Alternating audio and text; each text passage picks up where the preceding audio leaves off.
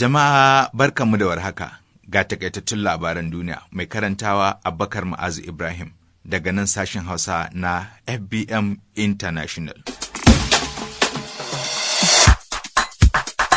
Shugaban masu rinjaye na Majalisar Dattawa, Opeyemi Bamidele, ya yi Allah wadai da sace ɗalibai da malamai 87 a jihohin Borno da Oyo cikin sa'o'i 24, yana mai bayyana lamarin a matsayin hari kan makomar Najeriya.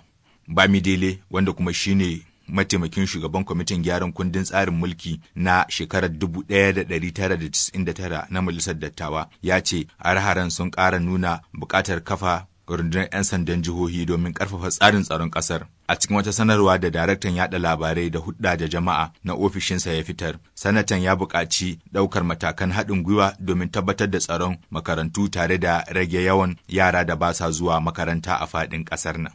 Ya ce Majalisar Dokoki ta 10 ta kusa kammala aikin gyaran kundin tsarin mulki domin samar da 'yan sandan jihohi kafin a miƙa ƙudurin ga majalisun dokokin jihohi domin amincewa.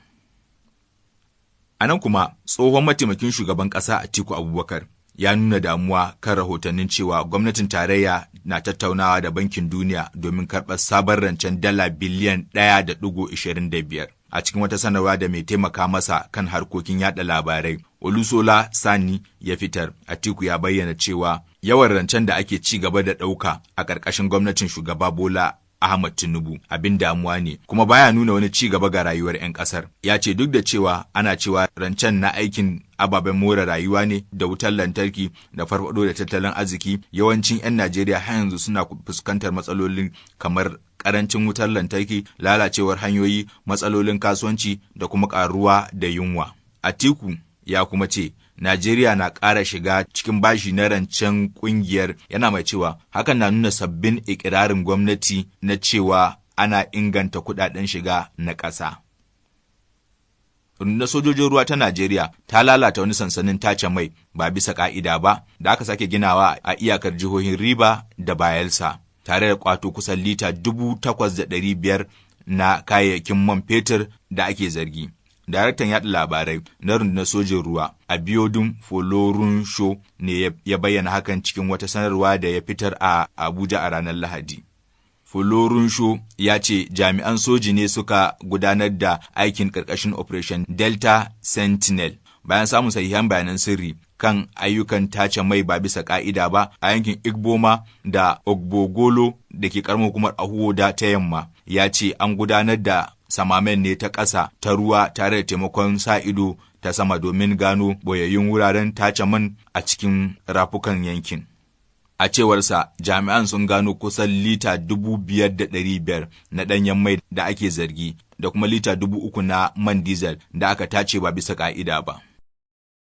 Idan muka koma ƙasashen ƙetare kuwa, Hukumar Lafiya ta Duniya WHO ta ayyana ɓarkewar cutar Ebola a Jamhuriyar Demokaradiyyar Congo a matsayin matsalar da ke buƙatar gaggawar kawarwa a mataki na ƙasa da ƙasa kan lafiyar jama'a. Hukumar ta ce ɓarkewar cutar da aka samu a lardin Ituri da ke gabashin ƙasar ta riga ta janyo kusan mutane 246 da ake zargi da kamuwa da cutar, ta da mutuwar kusan mutum 80. Tana mai gargaɗin cewa lamarin na iya ƙara tsananta fiye da yadda ake gani a yanzu. WHO ta bayyana cewa nau'in Ebola ɗin da ke yaduwa shine Bundibugyo virus, wanda har yanzu babu ingantaccen magani ko rigakafi da aka amince da shi a hukumance.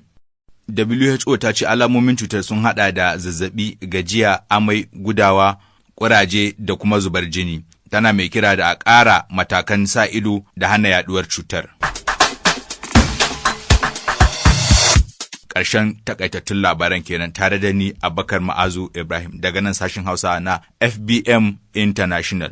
Za kuma ku iya bibiyar mu a shafukanmu na sadar zumunta tun daga Facebook, YouTube har ma da TikTok domin sauraron waɗannan labarai da ƙarin wasu labaran da muke wallafawa. Haka kuma za ku iya sauraron waɗannan labaran da ma ƙarin wasu labaran a kafar yaɗa labarai ta Radio Kausayin da ke Arlit a Niger.